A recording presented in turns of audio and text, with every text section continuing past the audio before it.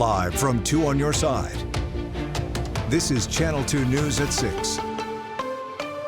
And tonight at 6, 2 communities and their police departments are facing the aftermath of a violent July 4th weekend. In Buffalo, nearly a dozen people were hurt in 6 different shootings. And in Niagara Falls, 2 people are dead and another was hurt after shootings there. Good evening. I'm Courtney Courtwright. Scott and Mary Alice are off tonight. We have team coverage. 2 on your side's Chelsea Swift has reaction from the Niagara Falls community on the tragic loss of 2 lives. But first, we turn to Dave McKinley, who reports the supervisor of the town of Lancaster says he will accept a public apology if made by officials in Buffalo who made reference to troublemakers being from his town. Dave? Courtney, this controversy was sparked by a remark made Monday where Buffalo police officials made a point to say that the unpermitted gathering, which had been advertised online as a street takeover, had attracted participants from well beyond the East Side neighborhood where it occurred. It wasn't just the underserved. They were from areas of Lancaster, and they were also from families potentially that would not be considered in the underserved. That remark put a burr under the saddle of Lancaster Town Supervisor Robert Leary. I was shocked and appalled to hear that, the generalization of them saying that Lancaster was somehow responsible for the violence that was occurring in the city of Buffalo. And what's more, talking about the underserved kids in Buffalo and kind of intimating that the kids from Lancaster were privileged. So that sounds more like some type of political type of statement. Is anybody arrested? You would think there would be a huge number of arrests, but the reality of it is we were just overwhelmed on managing the crowd size. with no arrests, though, how could they say there were people from Lancaster? Did they walk around with signs on their heads or something saying I'm from Lancaster?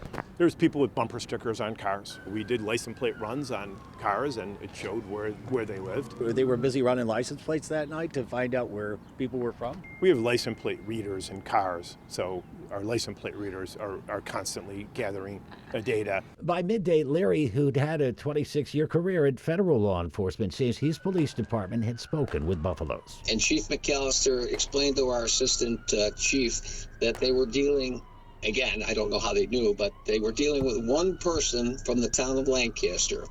So he had Lancaster on his mind during the press conference, and that's why he stated they were from outside and mentioned Lancaster, and he apologized now to my assistant police chief.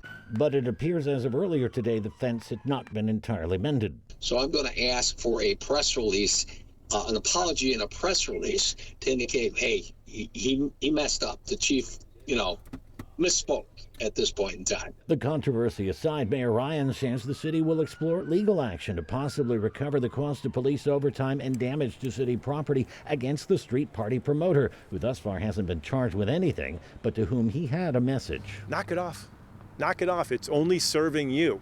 But I would also say no one will ever work with you in the future now, because you've got 2 years in a row of chaos, gunshots, property damage tied to your name. So you're not going to get anywhere with these strategies. His Honor also said he is exploring the possibility of a youth curfew in the city of Buffalo, and today said police had to quell the lawlessness of Saturday night by deploying tear gas and pepper balls, which is something police officials didn't mention at yesterday's news conference.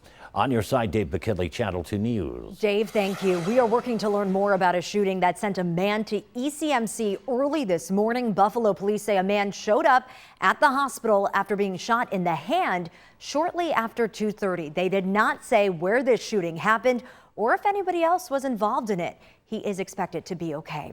2 people died and another was hurt after 2 separate shootings in the city of Niagara Falls. Right now, police still investigating this and no arrests have been made. 2 on your side's Chelsea Swift, hearing from people who say the Niagara Falls community is coming to terms with the tragic loss of 2 lives. Chelsea? Courtney, the community in the city of Niagara Falls is mourning the loss of these 2 young adults, 19-year-old Jayla Brown and 22-year-old Jalen Rios. He will be sadly missed by all of us. It was really difficult to come to work. He really was an amazing kid. Jalen Rios worked at the Niagara Falls Boys and Girls Club and Maple Avenue Elementary after graduating from Niagara Falls High School in 2023. Joelle Waters says families have shared uplifting stories about Rios since he was killed this weekend. She says he made a point to spread positivity. Made sure that the children who maybe wouldn't necessarily fit in had somewhere to fit in. Another victim of gun violence, Jayla Brown, graduated from Niagara Falls High School last year. The new superintendent of Niagara Falls City Schools says both victims left a lasting impact on the school district. Jayla has, through her high character, through her quality relationship that she established, and what I've learned about her over the course of the last 24 hours has really made a positive impact on folks. The Niagara Falls City School District, Niagara Falls City Council, and SNUG have teamed up to offer 2 opportunities this week for healing and support. Representatives from Niagara Falls SNUG say they have additional resources for those who are grieving. We work to reduce gun violence, and we do that by mediating conflict, and we work with the highest risk of individuals that is doing the shooting or have been shot themselves. And what are we doing right now for the families? We brought the families into the office. We're just holding a community circle, allowing for those who've been affected by this weekend to meet, to discuss, just allowing that therapeutic setting. The first event is just wrapping up, but there's another opportunity for grief support on Thursday, July 9th from 9 a.m. to 3 p.m. On your side, Chelsea Swift, Channel 2 News. Chelsea, thanks for that update. And tonight, Niagara Falls Mayor Robert Rustino says the community must unite to address the recent violence in the city. He says he plans to bring leaders together to listen to ideas that could lead to lasting change. I want to hear from others their thoughts about this, because you don't come to any position, whether it is in business or in government, with all of the answers. As a matter of fact, if you think you do, then that's where the problem starts. So for me, it's really about calling people together to have that conversation, and more than anything else, to listen, to have that collaborative discussion that maybe can come up with some solutions. When asked about comments from Buffalo Police Commissioner Erica Shields, who said some event promoters plan parties with violence in mind, Rustino said police work to gather intelligence and stop trouble before it starts, but said the community also has to play a role in that process. Turning now